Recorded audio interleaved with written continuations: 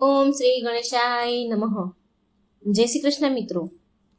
ક્યાં ઘરમાં માં લક્ષ્મી સદા નિવાસ કરે છે? સરસ મજાની કથા છે, વાર્તા છે, ખૂબ જ જ્ઞાન આપે, જીવન ઉપયોગી વાર્તા છે મિત્રો. જરૂર પૂરા ધ્યાનથી સાંભળજો અને વિડીયો સારો લાગે તો આ લાઈક કરજો, શેર કરજો અને આ ચેનલને સબસ્ક્રાઈબ પણ જરૂર કરજો. ઓમ નમો ભગવતે વાસુદેવાય. એકવાર દેવર્ષિ નારદ ભગવાન શ્રી કૃષ્ણને મળવા માટે દ્વારિકા નગરીમાં આવ્યા. તો નારદજીને જોઈને ભગવાન શ્રી કૃષ્ણ બોલ્યા, આવો દેવર્ષિ, પધારો. દ્વારિકા નગરીમાં તમારું સ્વાગત છે. તમારે આજે કયા કારણથી દ્વારિકામાં આવવાનું થયું છે? દેવર્ષિ નારદ બોલ્યા, હે પ્રભુ, મનમાં તમારા દર્શન કરવાની ઈચ્છા થઈ, માટે હું અહીં ચાલ્યો આવ્યો. એટલે ભગવાન કૃષ્ણ હસીને કહે છે, દેવર્ષિ નારદ, તમારા મનમાં જરૂર કોઈ વાત હશે. નિશ્ચિત કઈ વાત હશે તમે પૂછી લો. દેવર્ષિ બોલ્યા, હે પ્રભુ, તમે તો બધું જ જાણો છો. મારા મનમાં જે કંઈ છે એ બધું જ તમે જાણો છો. તમે તો સર્વજ્ઞાતા છો. છતાં પણ તમે કહો છો તો હું પૂછી લઉં છું કે પ્રભુ, આજે હું તમારી પાસે એ જાણવાના ઉદ્દેશથી આવ્યો છું કે કયા કારણથી મનુષ્યના જીવનમાં દરિદ્રતા આવે છે. લક્ષ્મીજી, કયા કારણથી મનુષ્યના ઘરને છોડીને ચાલી જાય છે અને એ કયું પુણ્ય છે જેનાથી દેવી લક્ષ્મી સદાય મનુષ્યના ઘરમાં વાસ કરે છે?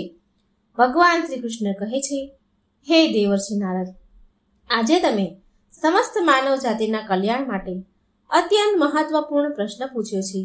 દેવી મા લક્ષ્મીના કારણે જ મનુષ્યના ઘરમાં સુખ સમૃદ્ધિનો વાસ રહે છે અને જો દેવી લક્ષ્મી ઘરનો ત્યાગ કરીને ચાલ્યા જાય છે તો એ ઘરમાં દરિદ્રતાનો વાસ થાય છે. આ વિષયમાં એક પ્રાચીન ઇતિહાસ કહેવાયો છે જે હું તમને સંભળાવું છું. એક કથા છે જે સત્ય છે, તમે ધ્યાનથી સાંભળજો. જે પણ મનુષ્ય આ કથા સાંભળે છે તેના ઘરમાં દેવી લક્ષ્મી સદાય બધા જ પુણ્ય નિવાસ કરે છે. દેવી લક્ષ્મી સાથે બધા પુણ્ય પણ નિવાસ કરે છે. માટે તમે નારદજી આ કથાને સાંભળો અને કથાનો ત્રણેય લોકમાં પ્રચાર કરજો. નારદજી બોલ્યા, હે પ્રભુ, તમે મને કથા સંભળાવો. તમારા મુખારવિંદથી આ કથા સાંભળવી એ તો મારું પરમ સૌભાગ્ય છે અને આ કથા હું ધ્યાનથી સાંભળીશ અને ત્રણેય લોકમાં પ્રચાર પણ કરીશ. ભગવાન શ્રી કૃષ્ણ કહે છે કે દેવર્ષિ, જે મનુષ્ય સત્યનો સાથ આપે છે તો ભગવાન તેનો સાથ ક્યારેય નથી છોડતા. આજે હું તમને મહારાજ હર્ષવર્ધનની કથા સંભળાવું છું, જેણે દેવી લક્ષ્મીનો ત્યાગ કરીને દરિદ્રતાને ગ્રહણ કરી હતી. ત્રેતા યુગની આ વાત છે. ભારત વર્ષમાં સત્યવાદી ધર્માત્મા નામે એક રાજા થયા હતા. હર્ષવર્ધન રાજાનું રાજ્ય હતું. તેનું રાજ્ય કુંતલ પ્રદેશ પર હતું. તેમના રાજ્યની પ્રજા અત્યંત સંતોષી રહેતી હતી, બહુ સુખી હતી. મહારાજ હર્ષવર્ધન બહુ દાનવીર અને વચનનું પાલન કરનારા હતા. એ સદાય તેમની પ્રજાના હિત વિશે જ વિચારતા હતા. મહારાજ હર્ષવર્ધન એટલા બધા દયાળુ હતા કે એમની મહાનતાનો પરિચય એ વાતથી ખબર પડે છે કે જ્યારે તેના નગરમાં કોઈ પણ સાધારણ મનુષ્ય વેપાર કરવા માટે, કઈ વસ્તુઓ વેચવા માટે બજારમાં આવે, અન્ન વસ્ત્ર વગેરે જો કઈ વસ્તુ લાવે તો જો એ વસ્તુ સંધ્યાકાળ સુધીમાં ન વહેંચાય તો સ્વયં રાજા પોતે એ વસ્તુને ખરીદી લેતા હતા, જેથી એના રાજ્યમાંથી કોઈ ખાલી હાથે પાછું ન જાય. એમની પ્રજાના હિત માટે રાજાએ આ સત્યની પ્રતિજ્ઞા લીધી હતી. સંધ્યા સમય થતા રાજાના સૈનિક સેવક શહેરમાં ભ્રમણ કરવા માટે જતા અને જ્યારે કોઈ વ્યક્તિ કઈ વસ્તુ વેચવા માટે બેઠેલો જુએ અને જેની વસ્તુ કોઈએ ખરીદી ન હોય તો તે સૈનિકો એ વ્યક્તિને એ વસ્તુની કિંમત પૂછે અને તે વસ્તુ અને તેની ઈચ્છા જરૂરત અનુસાર તે વસ્તુની જે પણ કિંમત હોય તે કિંમત આપીને એ વસ્તુ ખરીદી લેતા. આવી રીતે મહારાજના આવા દયાળુ સ્વભાવ જોઈને અનેક લોકો પ્રસન્ન થઈને તેમની મહાનતાની ચર્ચા કરવા લાગ્યા. મહારાજા હર્ષવર્ધનની કીર્તિ ત્રણેય લોકમાં થવા લાગી. દેવતાઓ પણ તેની પ્રશંસા કરતા હતા. જ્યારે આ વાતની ખબર ધર્મરાજાને પડી તો એક દિવસ સ્વયં ધર્મરાજાએ મહારાજા હર્ષવર્ધનની પરીક્ષા લેવાનો વિચાર કર્યો. પછી એક દિવસ સ્વયં ધર્મરાજા એક બ્રાહ્મણનું રૂપ ધારણ કરીને રાજા હર્ષવર્ધનની નગરીમાં આવ્યા. તેમણે તેની સાથે તૂટેલી ફૂટેલી વસ્તુ, નકામો કચરો એક પેટીમાં ભરી લીધો, જે દરિદ્રતાની નિશાની છે. આ બધી કચરા, આ બધી વસ્તુને દરિદ્રતા કહે છે. તો એ દરિદ્રતા બધી પેટીમાં ભરી લીધી અને નગરમાં એ રાજાની પરીક્ષા લેવા માટે આવી ગયા અને નગરના બજારમાં એ કચરાની ભરેલી પેટી લઈને વેચવા માટે બેસી ગયા. પણ કોણ એવો કચરો, ભંગાર ખરીદે? હવે બ્રાહ્મણ રૂપી ધર્મરાજા આખો દિવસ બજારમાં બેઠા રહ્યા, પણ કોઈએ તેનો કચરો ખરીદ્યો નહીં. જ્યારે સંધ્યા ટાણું થયું ત્યારે રાજાના સૈનિક રોજની જેમ બજારમાં ફરવા આવ્યા, જોવા આવ્યા કે જેનો પણ સામાન બચેલો હતો તે ઉચિત કિંમતમાં આપીને ખરીદી લે છે, જેથી કોઈ ખાલી હાથે ઘરે ન જાય. પછી એમણે જોયું કે એક બ્રાહ્મણ એક પેટી લઈને બેઠો છે. રાજાના સેવકોએ એ બ્રાહ્મણ પાસે ગયા અને આવીને પૂછ્યું કે હે બ્રાહ્મણ દેવ, મહારાજ, તમે આ નગરમાં નવા દેખાવ છો એવું લાગે છે. શું થયું? તમારો સામાન કોઈએ ખરીદ્યો નહીં? એવું તો શું લઈને આવ્યા છો તમારી આ પેટીમાં? મહારાજના આદેશથી અમે મહારાજના સૈનિકો સામાન ખરીદવા માટે આવ્યા છીએ. તમારી પેટીમાં શું છે અને આનું મૂલ્ય શું છે? પછી એ બ્રાહ્મણ બોલ્યા, સૈનિકો, હું પેટીમાં દારિદ્ર લઈને આવ્યો છું, કચરો, ભંગાર લઈને આવ્યો છું અને આનું મૂલ્ય છે 1000 સુવર્ણ મુદ્રા. આ બ્રાહ્મણના આવા વિચિત્ર વચન સાંભળીને સૈનિકો તો હસવા લાગ્યા અને કહે છે કે હે બ્રાહ્મણ, તમારી પેટીમાં તો બધો કચરો ભર્યો છે, આને કોણ ખરીદે? આનું મૂલ્ય તો એક પણ પૈસો નથી. આ સાંભળી એ બ્રાહ્મણ બોલ્યા, હે સૈનિકો, જો આ મારો ભંગાર, આ કચરો નહીં લો, તમે નહીં ખરીદો, તો આને હું પાછો મારા ઘરે લઈ જઈશ. મેં તો એવું સાંભળ્યું હતું કે અહીંના રાજા કોઈ પણ વેપારીને સંધ્યા થતા ખાલી હાથે પાછા નથી જવા દેતા. જો કોઈનો સામાન ન વેચાય તો બધો જ સામાન એ રાજા ખરીદી લે છે. લાગે છે કે મેં તમારા રાજા વિશે ખોટી વાત સાંભળી છે. એ બ્રાહ્મણની વાત સાંભળીને સૈનિકો બોલ્યા, હે બ્રાહ્મણ દેવ, તમે સાચું જ સાંભળ્યું છે. અમારા રાજા કોઈ પણ વેપારીને ખાલી હાથે જવા નથી દેતા. જેનો સામાન ન વેચાયો હોય તેનો બધો જ માલ ખરીદી લે છે. માટે તમે થોડી વાર ઊભા રહો, અમે મહારાજા રાજા હર્ષવર્ધન પાસે જઈને આવીએ છીએ. પછી એમનાથી એક સૈનિક મહારાજા હર્ષવર્ધન પાસે જઈને રાજાને કહે છે કે હે મહારાજ, આજે આપણા નગરમાં આ બજારમાં એક બ્રાહ્મણ આવ્યા છે. એ બહુ વિચિત્ર છે. તેની પેટીમાં ભંગાર, કચરો, નકામો ભરીને લાવ્યા છે અને તેનું મૂલ્ય તે 1000 સુવર્ણ મુદ્રા કહે છે. ત્યારે એ મહારાજ બોલ્યા, હે સૈનિકો, તમે જઈને તેના સામાનનું મૂલ્ય જેટલું ઓછું થઈ શકે એટલું એને દઈને તેનું સામાન ખરીદીને લાવો અને તેની વસ્તુ લઈને આવો. એ બ્રાહ્મણને એ વસ્તુ સાથે પાછા ન જવા દેતા, નહીં તો મારું વચન ખોટું પડી જશે. એનો સામાન ખરીદી લો. પછી એ સેવક બ્રાહ્મણ પાસે આવ્યા અને કહે છે કે બ્રાહ્મણ દેવ, અમે તમારા આ કચરા, આ સામાનનું મૂલ્ય 200 સુવર્ણ મુદ્રા આપીએ છીએ. આ મુદ્રા લો અને ખુશ થઈને તમે તમારા ઘરે જાઓ. પરંતુ એ બ્રાહ્મણ બોલ્યા, હે સૈનિકો, હું 1000 સુવર્ણ મુદ્રાથી એક પણ મુદ્રા ઓછી નહીં લઉં. તમારે મારો સામાન ખરીદવો હોય તો ખરીદો, નહીં તો હું પાછો લઈને જાઉં છું. ત્યારે એ રાજાના સૈનિકોએ કહ્યું, ઠીક છે બ્રાહ્મણ દેવ, તો અમે આ પેટીની કિંમત 500 મુદ્રા આપીએ છીએ. આટલું મૂલ્ય તો બરાબર છે તમારા માટે. પણ આટલું કહેવા છતાં પણ બ્રાહ્મણ માન્યા નહીં અને 1000 મુદ્રા પર જ અટકી રહ્યા અને કહે છે કે મારો સામાન લેવું હોય તો લો, નહીં તો હું આ સામાન લઈને પાછો ચાલ્યો જાઉં છું. ત્યારે ફરીથી એ સૈનિક રાજા પાસે જાય છે અને તેને કહે છે કે હે મહારાજ, અમે એ બ્રાહ્મણને 500 મુદ્રા આપવાની કોશિશ કરી, પરંતુ એ બ્રાહ્મણ છતાં પણ નથી માની રહ્યા.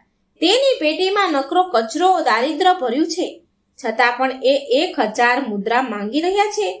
તમારે એનો કચરો 1000 મુદ્રામાં ન ખરીદવો જોઈએ મહારાજ. રાજા હર્ષવર્ધન બોલ્યા, હે સૈનિકો, આ મારા સત્યની પ્રતિજ્ઞા છે. મેં વચન લીધું છે, હું કોઈ પણ વ્યક્તિને મારા રાજ્યમાંથી ખાલી હાથે ન જવા દઈ શકું. માટે તમે જાઓ અને એ બ્રાહ્મણ જે કિંમત કહે છે એ કિંમત આપીને તેની વસ્તુને ખરીદીને લઈ આવો. આમાં કોઈ શંકા નથી, આમાં કોઈ સંકોચ ન કરો. પછી એ સિપાહી બ્રાહ્મણ પાસે ગયા અને તેણે તે બ્રાહ્મણને 1000 સુવર્ણ મુદ્રાઓ આપી અને તેની દરિદ્રની ભરેલી પેટી લઈ લીધી. અને પછી એ બ્રાહ્મણ ચાલ્યા ગયા. અને પછી સિપાહીઓ એક કચરો દરિદ્રની ભરેલી પેટી લઈને રાજાના મહેલમાં આવી ગયા. મહારાજે એ પેટીને રાજમહેલની અંદર મુકાઈ દીધી. હવે રાત્રિનો સમય થયો. જ્યારે રાત્રિનો સમય થયો, સુવાનો સમય થયો, તો મહેલના દરવાજામાંથી એક સરસ અત્યંત સુંદર સ્ત્રી નીકળી. એ સ્ત્રીના 4 હાથ હતા અને હાથમાં કમળના ફૂલ હતા. અનેક પ્રકારના ઘરેણા આભૂષણ પહેર્યા હતા સોનાના. રાજમહેલની બહાર બેઠા હતા રાજા. જ્યારે મહારાજે અત્યંત સુંદર સ્ત્રીને જોઈ મહારાજ હેરાન રહી ગયા અને એમણે એ સ્ત્રીને પૂછ્યું કે હે દેવી, તમે કોણ છો અને આ રાતના સમયમાં તમે અહીં શું કરી રહ્યા છો? તમે ક્યાંથી આવી રહ્યા છો અને ક્યાં જઈ રહ્યા છો? મહારાજની વાત સાંભળીને એ સ્ત્રી બોલી કે હે રાજન, હું તમારા રાજ્યની લક્ષ્મી છું. તમે સત્યવાદી ધર્માત્મા છો અને તમારા રાજમહેલમાં રહું છું હું. પણ આજે તમારા રાજમહેલમાં દરિદ્રતા આવી ગઈ છે અને જ્યાં દારિદ્ર હોય છે ત્યાં લક્ષ્મી નિવાસ નથી કરતી. આજે તમે દરિદ્રતા ભરેલી એક પેટી રાજમહેલમાં મૂકી છે, માટે હું અહીંથી જઈ રહી છું. ત્યારે રાજા હર્ષવર્ધને મા લક્ષ્મીને હાથ જોડીને પ્રણામ કરીને દેવી લક્ષ્મીને કહ્યું કે હે મા લક્ષ્મી, જેવી તમારી ઈચ્છા. હું મારા વચન સત્ય પ્રતિજ્ઞાથી બંધાયેલો છું. હું મારું વચન નથી તોડી શકતો. આ કારણથી હું દરિદ્રતાની ભરેલી પેટીને લેવાથી ના પાડી શકતો ન હતો. કૃપા કરી તમે મને ક્ષમા કરો. ત્યારે દેવી લક્ષ્મી મહારાજના રાજમહેલનો ત્યાગ કરીને ત્યાંથી ચાલ્યા જાય છે. થોડી વાર પછી રાજાએ એક બહુ સુંદર યુવાન પુરુષને રાજમહેલના દરવાજેથી બહાર નીકળતા જોયો.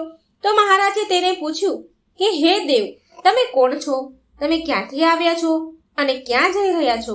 તો તે 4 ભુજાવાળા પુરુષે કહ્યું, હે રાજન, હું દાન છું. મારું નામ દાન છે.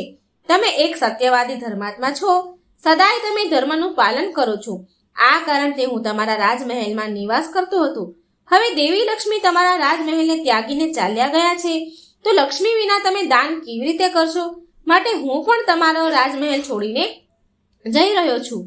તો મહારાજ હર્ષવર્ધન બોલ્યા, સારું, જેવી તમારી ઈચ્છા, તમે પણ જઈ શકો છો, પરંતુ હું મારા વચનને તોડી ન શકું. પછી દાન પણ મહારાજના રાજમહેલને છોડીને ચાલ્યા જાય છે. ત્યાર પછી એક બીજો પુરુષ સુંદર રાજમહેલમાંથી દરવાજેથી બહાર નીકળે છે. તો મહારાજ તેને જોઈને પૂછે છે કે હે દેવ, હવે તમે કોણ છો? તમે ક્યાં જઈ રહ્યા છો? એ પુરુષ બોલે છે, હે રાજન, હું યજ્ઞ છું. તમે સત્યવાદી ધર્માત્મા છો. તમે સદાય દાન ધર્મ કરતા હતા. એ કારણથી હું તમારા રાજ્યમાં નિવાસ કરતો હતો. પરંતુ હવે લક્ષ્મી અને દાન તમારું ઘર છોડીને ચાલ્યા ગયા છે, તો હું પણ જઈ રહ્યો છું. કારણ કે લક્ષ્મી વિના યજ્ઞ ન થઈ શકે અને દાન વિના યજ્ઞ સંપન્ન ન થઈ શકે. માટે હું પણ તમારો ત્યાગ કરીને જઈ રહ્યો છું. રાજાએ કહ્યું કે હે દેવ, જેવી તમારી ઈચ્છા, તમે પણ જઈ શકો છો, પરંતુ હું મારા વચનનો, સત્ય વચનનો ત્યાગ નહીં કરું. પછી એ યજ્ઞ પણ રાજમહેલ છોડીને ચાલ્યા જાય છે. થોડી વાર પછી એક ત્રીજો અત્યંત સુંદર પુરુષ રાજમહેલમાંથી જતો દેખાય છે રાજાને. તો રાજાએ તેને પણ પૂછ્યું કે દેવ, તમે કોણ છો અને રાજમહેલ છોડીને કેમ જઈ રહ્યા છો? તો એ પુરુષ બોલે છે કે હું યશ છું. તમારા પુણ્યના કારણે તમારા ઘરમાં નિવાસ કરી રહ્યો હતો, પરંતુ તમારા અહીંથી હવે લક્ષ્મી, દાન, યજ્ઞ વગેરે બધા જ ચાલ્યા જાય છે, તો એના વિના તમને યશની પ્રાપ્તિ ન થઈ શકે અને એ જ કારણથી હું પણ અહીંથી જઈ રહ્યો છું. પછી રાજાએ તેને પણ નમસ્કાર કર્યા અને આદરપૂર્વક જવા દીધા. અને ત્યાર પછી એક અત્યંત સુંદર સ્ત્રી રાજમહેલમાંથી નીકળી. તેણે સરસ વસ્ત્ર આભૂષણ પહેરેલા હતા. તેને જોઈને રાજા બોલ્યા કે દેવી, તમે કોણ છો અને તમે કયા કારણથી મારા રાજમહેલમાંનો ત્યાગ કરીને જઈ રહ્યા છો? ત્યારે એ સ્ત્રી બોલી કે હે રાજન, હું કીર્તિ છું. લક્ષ્મી, દાન, યજ્ઞ, યશ પણ તમારો સાથ છોડી દીધો છે, તો એના વિના હું તમારા રાજમહેલમાં ન રહી શકું.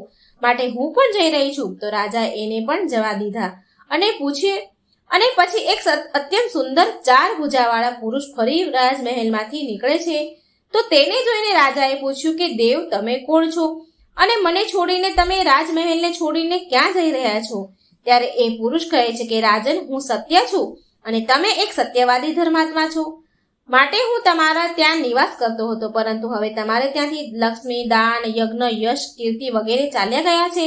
તો હું પણ અહીંથી જઈ રહ્યો છું. હે સત્ય, તમે પણ મારો રાજા બોલે છે કે હે સત્ય દેવ, તમે પણ મારો ત્યાગ કરી રહ્યા છો. તમે તો મારો ત્યાગ કરી રહ્યા છો, પણ મેં તમારો ત્યાગ ક્યારેય નથી કર્યો. તમારો ત્યાગ મેં ક્યારેય કર્યો જ નથી, કારણ કે બધા જ મને છોડીને જઈ રહ્યા છે. માટે તમે મને છોડીને કેમ જઈ શકો? મેં મારા સત્ય વચનનું પાલન કરવા માટે, મારું વચન નિભાવવા માટે મેં દારિદ્રને મારા ઘરમાં રાખ્યું હતું. મેં સંસારના કલ્યાણ માટે એ વચન આપ્યું હતું કે મારા રાજ્યમાંથી જે કોઈ પણ ખાલી હાથે નહીં જાય. જે પણ મારા રાજ્યમાં કોઈ વસ્તુ વેચવા આવશે અને એ વસ્તુ કોઈ નહીં ખરીદે તો હું એનો ખરીદી લઈશ. માટે મેં મારા સત્ય વચનનું પાલન કરવા માટે એ બ્રાહ્મણને 1000 સુવર્ણ મુદ્રા આપીને મેં એનું દારિદ્ર ખરીદ્યું છે. અને એ દારિદ્રની પેટીના કારણે દેવી લક્ષ્મીએ આવીને મને કહ્યું કે હે રાજન, હું એવા સ્થાન પર નથી નિવાસ કરતી જે સ્થાન પર દારિદ્ર્ય રહે છે. અને દેવી લક્ષ્મીના જવાની સાથે યજ્ઞ, દાન, યશ, કીર્તિ બધા જ મને છોડીને ચાલ્યા ગયા છે. મારા સત્ય વચનના પાલન કરવા માટે મેં આ બધાને જવા દીધા છે. અને હવે તમે પણ મને છોડીને ચાલ્યા જાઓ છો? ના, તમે ન જઈ શકો. મહારાજ હર્ષવર્ધનની વાત સાંભળીને એ સત્ય બોલ્યા, હે રાજન, મેં તમારા માટે આ બધાનો ત્યાગ કર્યો છે. જો તમે મારા માટે આ બધાનો ત્યાગ કર્યો છે તો ઠીક છે, હું તમારો રાજમહેલ છોડીને નહીં જાઉં. તમે સાચે જ એક પુણ્ય આત્મા અને સત્યવાદી રાજા છો. માટે હું આજથી તમારા રાજમહેલને છોડીને ક્યારેય નહીં જાઉં અને તમારા રાજમહેલમાં નિવાસ કરીશ. અને એ સત્ય ફરીથી રાજમહેલની અંદર પાછા ચાલ્યા ગયા. ત્યાર પછી એક સુંદર સ્ત્રી પાછી રાજમહેલની અંદર આવે છે અને રાજા જુએ છે તો એને પૂછે છે કે દેવી, તમે કીર્તિ છો? હમણાં જ મને છોડીને ચાલ્યા ગયા હતા, તો પછી પાછા કેમ આવ્યા છો? તો કીર્તિ બોલે છે કે હે રાજન, મને ક્ષમા કરો. હું લક્ષ્મી, યજ્ઞ, દાન વિના તો રહી શકું છું, પણ સત્ય વિના ન રહી શકું. માટે હું જ્યાં સત્ય હશે ત્યાં જ હું રહીશ. પછી રાજાએ તેનું સ્વાગત કર્યું અને કીર્તિ રાજમહેલમાં અંદર આવી ગયા. પછી યશ પણ પાછા આવ્યા, રાજમહેલમાં આવ્યા. તો રાજાએ તેને કહ્યું કે હે દેવ, તમે તો યશ છો. તમે મને છોડીને ચાલ્યા ગયા હતા, તો પાછા કેમ આવ્યા છો? તો યશ બોલ્યા, હે રાજન, કોઈ રાજા ભલે ગમે તેટલો ધનવાન કેમ ન હોય, દાનવીર પણ હોય, પણ સત્ય વિના તેને યશ ન મળી શકે. માટે જ્યાં સત્ય છે હું પણ ત્યાં જ વાસ કરું છું. સત્ય વિના હું ન રહી શકું. આમ કહીને યશ પણ રાજમહેલમાં પ્રવેશ કરે છે. થોડી વાર પછી ત્યાં યજ્ઞ આવે છે. રાજાએ તેને પણ પૂછ્યું કે હે દેવ, તમે પાછા કેમ આવ્યા? તો યજ્ઞ કહે છે કે રાજન, ભલે કોઈ ગમે તેટલો ધનવાન હોય, દાનશીલ કેમ ન હોય, પણ સત્ય વિના યજ્ઞ શોભા નથી આપતો. તો તમારી અંદર સત્ય બિરાજમાન છે, માટે હું તમારી પાસે જ રહીશ. આટલું કહીને યજ્ઞ પણ રાજમહેલમાં આવી ગયા. ત્યાર પછી દાન પણ પાછા આવ્યા. રાજાએ એને પણ પૂછ્યું કે હે દેવ, તમે પણ મને છોડીને ચાલ્યા ગયા હતા, તો પછી કયા કારણથી પાછા આવ્યા છો? તો દાન કહે છે કે રાજન, હું દાન છું. થોડી વાર પહેલા હું તમને છોડીને ચાલ્યો ગયો હતો, પરંતુ તમારી અંદર સત્ય બિરાજમાન છે અને જ્યાં સત્ય છે ત્યાં જ હું છું. કોઈ મનુષ્ય ભલે ગમે તેટલો ધનવાન હોય, પણ સત્ય વિના એ દાન નથી કરી શકતો. દાનનું મહત્વ સત્ય સાથે જ છે, માટે હું પણ પાછો આવી ગયો. રાજા બોલ્યા, સ્વાગત છે તમારું. અને પછી દાન પણ રાજમહેલની અંદર ચાલ્યા ગયા. અને પછી સાક્ષાત દેવી લક્ષ્મી ફરી પાછા આવ્યા. રાજા બોલ્યા, હે મા લક્ષ્મી, તમે પાછા કયા કારણથી આવ્યા? તમે તો મને છોડીને ચાલ્યા ગયા હતા. તો દેવી લક્ષ્મી બોલ્યા, હે રાજન, આ તમારા સત્યની પરીક્ષા હતી. તમારી અહીં યશ, સત્ય, દાન, કીર્તિ, યજ્ઞ બધા જ નિવાસ કરે છે અને લક્ષ્મી વિના બધા જ વિફળ થઈ જશે. માટે હું તમારા સત્ય ધર્મની રક્ષા કરવા માટે પાછી આવી છું. ત્યારે રાજા બોલ્યા, હે મા લક્ષ્મી, મારા અહીં તો દરિદ્રની ભરેલી પેટી છે. જ્યાં દારિદ્ર છે ત્યાં તમે કેવી રીતે નિવાસ કરશો? તો દેવી લક્ષ્મી બોલ્યા, હે રાજન, મારી કૃપાથી એ દરિદ્રથી ભરેલી પેટી પણ સુવર્ણ રત્નોથી ભરાઈ જશે. આટલું કહીને માં લક્ષ્મી પણ રાજમહેલમાં પ્રવેશ કરે છે. માં લક્ષ્મીના પ્રવેશ કરતા એ પેટીમાં ભરેલા કૂડો કચરો હીરા મોતી સોનાના દાગીનાથી ભરાઈ ગયો. સોનાના દાગીનામાં એ પેટી બદલાઈ ગઈ અને આ બસ થોડી જ વાર થઈ તો સ્વયં ધર્મરાજા બ્રાહ્મણના રૂપમાં રાજમહેલમાં પાછા આવ્યા. ત્યારે રાજાએ બ્રાહ્મણને પૂછ્યું કે હે બ્રાહ્મણ દેવ, તમે કોણ છો? તમે તો મારો ત્યાગ નતો કર્યો, તો પછી તમે અહીં કેવી રીતે આવી ગયા? ત્યારે એ બ્રાહ્મણ બોલ્યા કે હે રાજન, હું સાક્ષાત ધર્મ છું. હું જ બ્રાહ્મણનું રૂપ ધારણ કરીને આવ્યો હતો અને મેં જ 1000 સુવર્ણ મુદ્રાના બદલે દારિદ્ર તમને આપ્યું હતું, પરંતુ તે તમે તમારા સત્યના બળથી મને જીતી લીધો છે. માટે હવે હું તમને વરદાન આપવા માટે આવ્યો છું. કહો, તમને કયું વરદાન આપું? આટલું કહીને ધર્મરાજાએ એમના મૂળ સ્વરૂપમાં આવી ગયા, એમનું મૂળ સ્વરૂપ ધારણ કર્યું. ત્યારે રાજા હર્ષવર્ધન બોલ્યા, હે ધર્મરાજા, તમારા દર્શન કરીને હું ધન્ય થયો છું. કૃપા કરીને તમે તમારી કૃપા સદાય મારા ઉપર બનાવી રાખજો. બસ મને બીજું કંઈ નથી જોઈતું. પછી રાજાને હર્ષવર્ધન રાજાને આશીર્વાદ આપ્યા અને એ સ્થાનથી અંતર્ધ્યાન થઈ ગયા. ભગવાન શ્રી કૃષ્ણ કહે છે કે હે નારદજી, આ રીતે રાજા હર્ષવર્ધને તેમના સત્ય ધર્મના કારણે જ મહારાજે બધા જ ઉપર વિજય મેળવી હતી. માટે મનુષ્યએ ક્યારેય પણ સત્યનો અનાદર ન કરવો જોઈએ. હંમેશા સત્યનું પાલન કરવું જોઈએ. જે સત્યના માર્ગ પર ચાલે છે તેની પાસે લક્ષ્મી, દાન, યજ્ઞ, યશ, કીર્તિ, ધર્મ સદાય નિવાસ કરે છે. તો મિત્રો, આવી રીતે ભગવાન શ્રી કૃષ્ણએ નારદજીને અત્યંત મહત્વપૂર્ણ જ્ઞાન આપ્યું હતું, જે આપણને પણ જીવનમાં ખૂબ જ ઉપયોગી થશે. તો મિત્રો, વાર્તા સારી લાગી હોય તો વિડીયોને લાઈક અને શેર કરવાનું ભૂલતા નહીં અને આ ચેનલને સબસ્ક્રાઈબ પણ જરૂર કરજો. જય શ્રી કૃષ્ણ. રાધે રાધે. Thank you.